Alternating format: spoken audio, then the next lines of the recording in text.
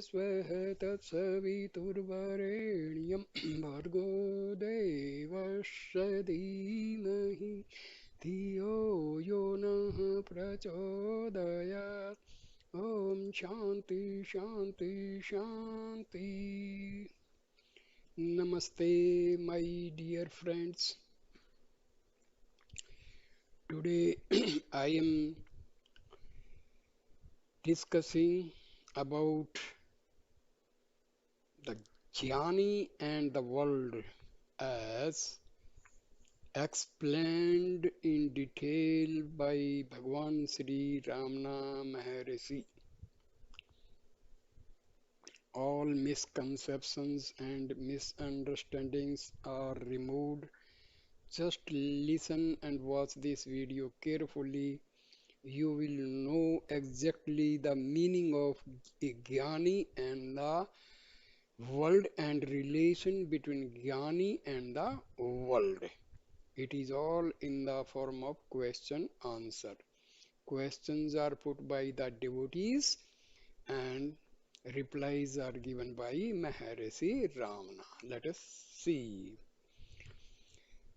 Question put by the devotee. Is the world perceived by the Jnani?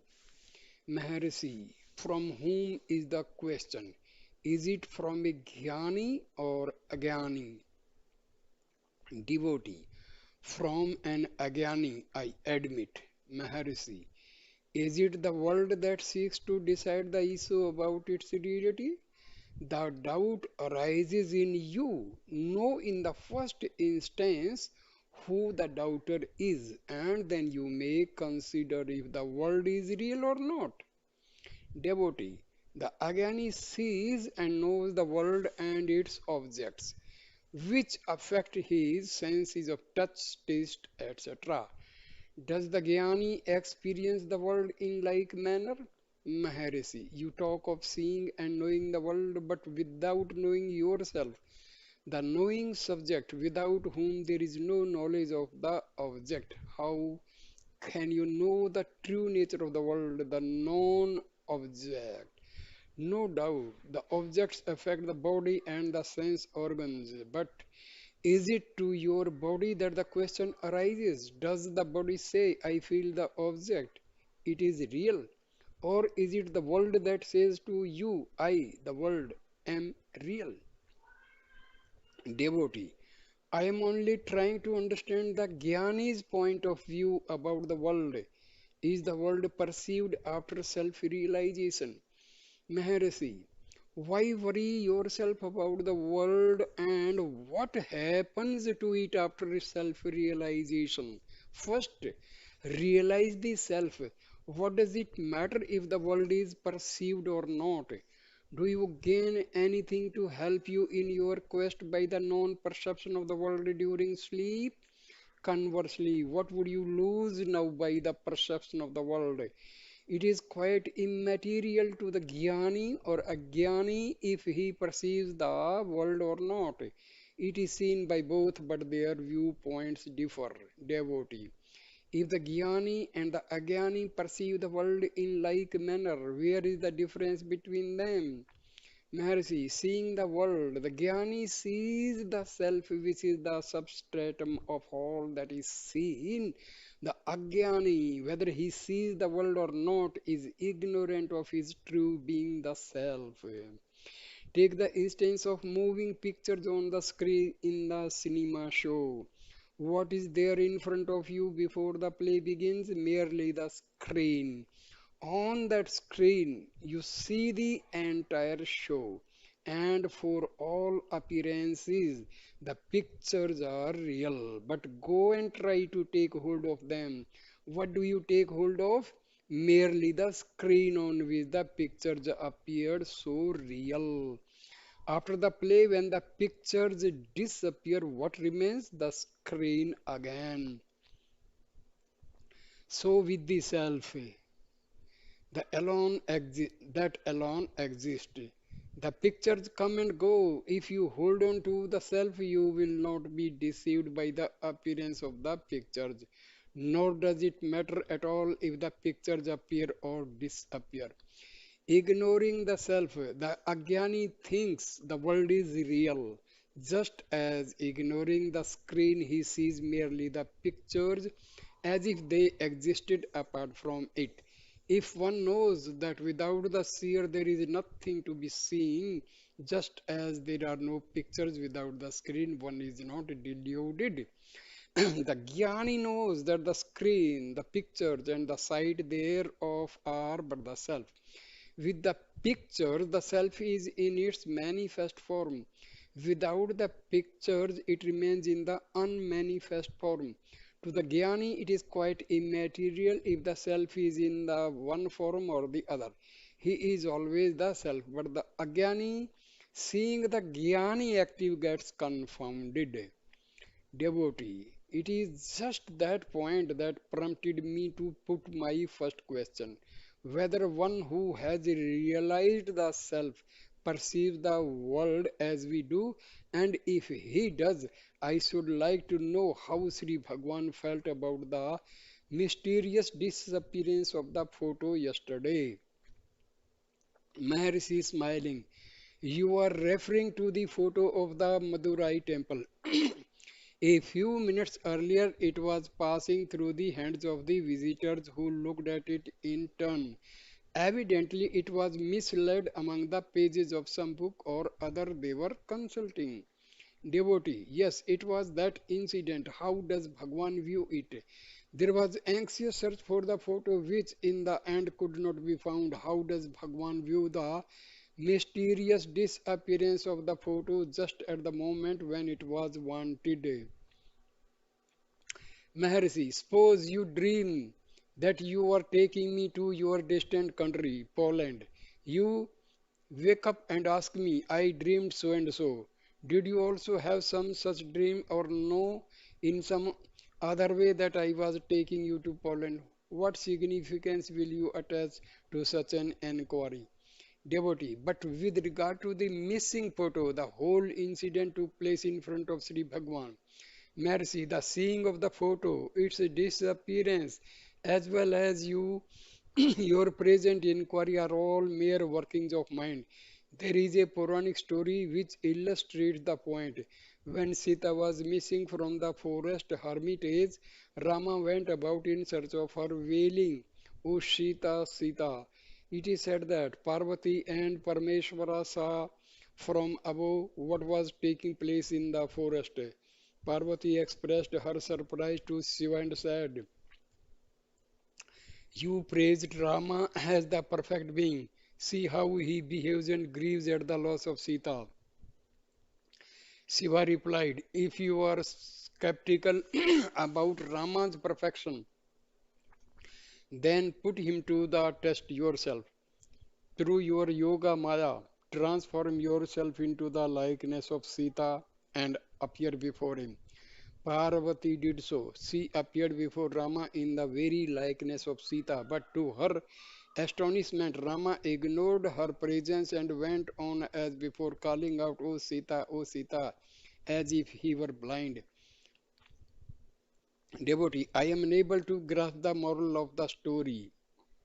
Maharshi, if Rama were really searching for the bodily presence of Sita, he would have recognized the person who was standing in front of himself as the Sita he had lost. But no, the missing Sita was just as unreal as the Sita that appeared before his eyes. Rama was not really blind, but to Rama, the Jnani, the prior being of Sita in the hermitage, her disappearance, his consequent search for her, as well as the actual presence of Parvati in the guise of Sita were all equally unreal. Do you now understand how the missing photo was viewed? Devotee, I cannot say it is all clear to me. Is the world that is seen, felt, and sensed by us in so many ways something like a dream, an illusion? Maharshi, there is no alternative for you but to accept the world as unreal. If you are seeking the truth and the truth alone, devotee, why so? Maharshi, for the simple reason that unless you give up the idea that the world is real, Your mind will always be after it. If you take the appearance to be real, you will never know the real itself, although it is the real alone that exists. This point is illustrated by the analogy of the snake in the rope. As long as you see the snake, you cannot see the rope as such. The non existent snake becomes real to you, while the real rope seems wholly non existent. Devotee. It is easy to accept tentatively that the world is not ultimately real, but it is hard to have the conviction that it is really unreal. Maharshi, even so, is your dream world real while you are dreaming? So long as the dream lasts, everything you see, feel, etc., therein is real. Devotee, is then the world nothing better than a dream? Maharshi, what is wrong with the sense of reality you have while you are dreaming? You may be dreaming of something quite impossible, for instance, of having a happy chat with a dead person. Just for a moment, you may doubt in the dream, saying to yourself, was he not dead? But somehow your mind reconciles itself to the dream vision, and the person is as good as alive for the purposes of the dream. In other words, the dream as a dream does not permit you to doubt its reality.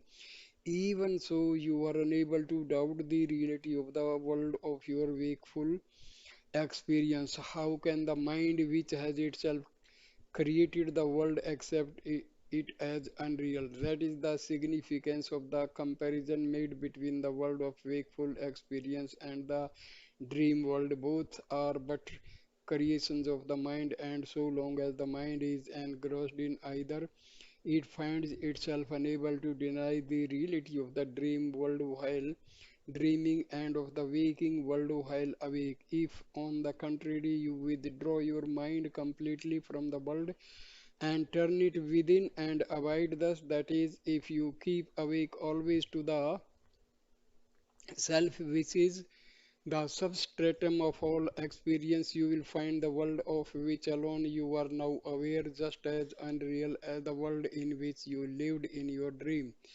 Devotee, as I said before, we see, feel, and sense the world in so many ways.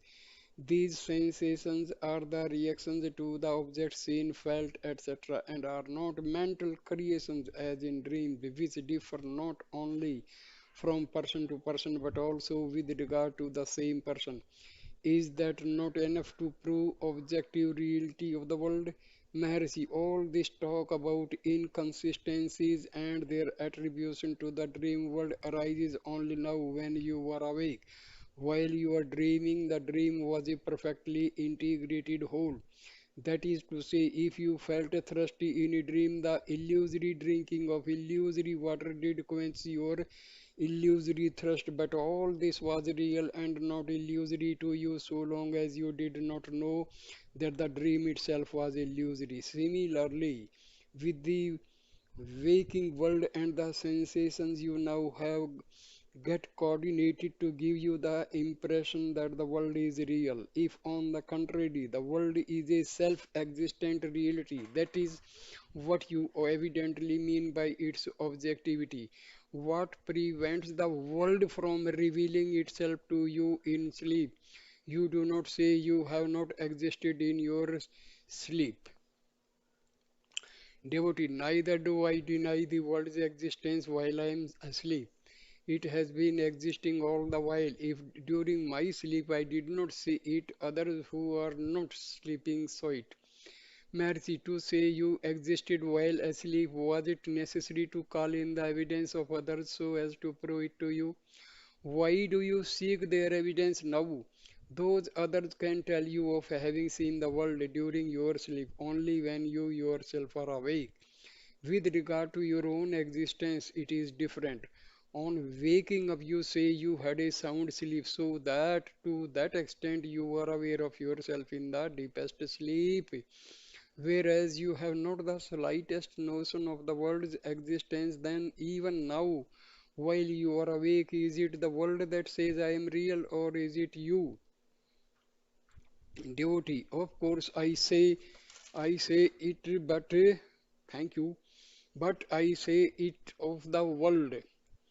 Maharshi, well, then that world which you say is really mocking at you for seeking to prove its reality while of your own reality you are ignorant. You want somehow or the other to maintain that the world is real. What is the standard of reality? That alone is real, which exists by itself, which reveals itself by itself, and which is eternal and unchanging. Does the world exist by itself? Was it ever seen without the aid of the mind? In sleep, there is neither mind nor world.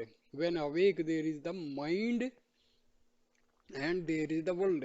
What does this invariable concomitance mean? You are familiar with the principles of inductive logic, which are considered the very basis of scientific investigation. Why do you not decide this question of the reality of the world in the light of those accepted principles of logic? Of yourself, you can say, I exist. That is, yours is not mere existence, it is existence of which you are conscious. Really, it is existence identical with consciousness. Devotee, the world may not be conscious of itself, yet it exists. Maharshi, consciousness is always self-consciousness. If you are conscious of anything, you are essentially conscious of yourself. Unself Unself-conscious existence is a contradiction in terms. It is no existence at all. It is merely attributed existence, whereas true existence, the Sat, is not an attribute. It is the substance itself. It is the Vastu. Reality is therefore known as Satta Chit, being consciousness and never merely the one to the exclusion of the other. The world neither exists by itself nor is it conscious of its existence. How can you say that such a world is real? And what is the nature of the world? It is perpetual change, a continuous, interminable flux, a dependent, unself conscious, ever changing world cannot be real. Devotee. Not only does Western empirical science consider the world real, but the Vedas, etc., give elaborate cosmological descriptions of the world and its origin. Why should they do so if the world is unreal? Maharshi. The essential purpose of the Vedas, etc., is to teach you the nature of the imperishable Atma and to declare with authority, Thou art that. Devotee, I accept, but why should they give cosmological descriptions spun out at great length unless they consider the world real? Maharshi, adopt in practice what you accept in theory and leave the rest. The Shastras have to guide every type of seeker after truth, and all are not of the same mental makeup. What you cannot accept, treat as Artha Vada or auxiliary argument. In the last analysis, the world of sense perception resolved itself into the two categories of time and space. And here is what Sir James Jeans writes in his book, The New Background of Science, as the conclusion drawn from experiments based on Einstein's theory of relativity. We find that space means nothing apart from our perception of objects, and time means nothing apart from our experience of events. Space begins to appear merely as a fiction created by our own minds. Our physical bodies are merely things in space. All illegitimate extension to nature of a subjective concept which helps us to understand and describe the arrangement of objects as seen by us. While time appears as a second fiction without the past and the future, time as generally conceived is but a myth, serving a similar purpose for the arrangement of events which happen to us. The reader should note that when time and space are considered by modern science as mere fictions created by our own minds, objects and events become ipso facto mere creations of the mind. As to this solidity attributed by the layman to matter, the following conclusion drawn from modern experimental physics furnish the answer.